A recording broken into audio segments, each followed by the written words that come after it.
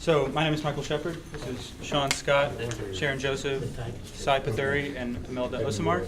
And we are Team SNAG, or Sensor Network Enabled Acoustic Geolocation. So we were tasked by AFRL to geolocate an acoustic source in a room within a meter of the source's actual location. We solved this problem using 3 key pieces of hardware, namely a 4-mic circular array to find direction of arrival, a Raspberry Pi to interface with that information, and then a battery, all of which is packaged in a portable device you can hold in your hand. By deploying 2 of these and receiving direction of arrival in real time, we are able to triangulate the location of the sound source and relay this information to our software suite. So in the design of our software suite, we wanted to make it extendable and basically be easily scalable. So the software suite is comprised of 3 key applications. We have our stateless service layer, we have our end user application that's available on any internet accessible device, and we have a streaming software that's fault tolerant, so that once we deploy a device, we don't have to worry about the software breaking down and not streaming any data. As far as results go, we were able to meet our requirements from the sponsor, so they want us to get within 1 meter accuracy, but we were able to achieve close to about 1/3 of a meter, so about 8 to 12 inches from our sound source. And we did it in near real time. So our end user application is able to display to the end user at about every single second where the sound source is in any given environment. So as far as the device itself goes, we had a couple of key characteristics we wanted to achieve. So for a one-off production, it costs about $100 per device to make. So it's a relatively low cost to make a single device. We want it to be easily deployable. So once you put everything in the device and you put it together, you can drop it pretty much anywhere, and it'll just start streaming data. And we also want it to be easily scalable. So right now, our software uses 2 devices, as Michael said, to figure out the position of any location, any sound in a room. But the way we've created our software and the hardware, it can support anywhere from like 2 devices to 1,000 devices with no problem.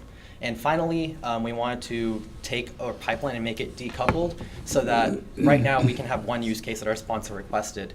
But basically each part of the pipeline, for example, the device, the actual service layer, and the application can be easily modified for future use cases. So one example that we want to really focus on was that we want to use this more as a data streaming device rather than locked in for this just single purpose. So we can take this data and stream it into any other platform and consume it in any other way to get different results. Yeah. How did you eliminate the noises? You want to? So one of the key things is, so my role on the team was as a hardware engineer, and what I researched in was, what's the best microphone array we can find? So the company that we chose is Seed, and they have a ReSpeaker 4-mic array. And the key component there is the XMOS chip, and that comes with an acoustic, echo cancellation algorithm, noise suppression, and a whole list, up to like 30 algorithms we can control and fine tune. And so the microphones that they chose are very specific. They're high definition voice capture. They have far field capture abilities as well.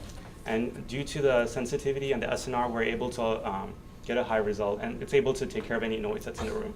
Could you detect the motion or moving source also? So it tracks in real time and it updates. The devices themselves, we have programmed to pull 10 times per second. And then our website updates that 1 time per second, tracking in real time. So our website, part of the application, is real-time movement. So what's your minimum length of time that the sound has to be present for you to locate? I mean, a millisecond, about a second. How long does that sound have to be present? So we did investigate kind of impulse sounds as well as like conversations like we're having now.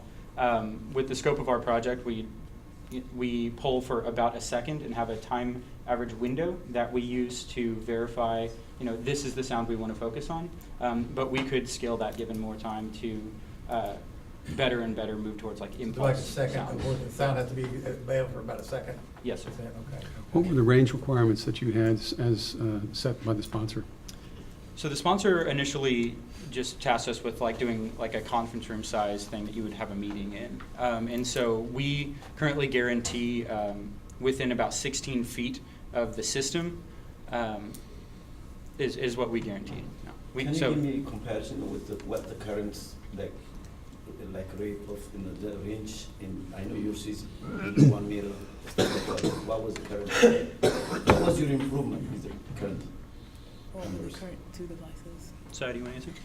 I'm not sure, so you're asking So, what? so what did we achieve did with we this do? device? No, I know what's achieved, but what is out there, like any devices before you guys did this research? Oh, I see. How does it compare with what might be commercially Current market available? solutions. So there really isn't, like current market solutions, there aren't really any that do the exact use case that we have. So like, I guess you would be, like I think you're asking like compared to like a Google Home or like an Amazon Alexa type of thing. So those devices to the end user, or for example for a developer, they don't make available the information needed to get the functionality that we are providing in our product. Thank you very much.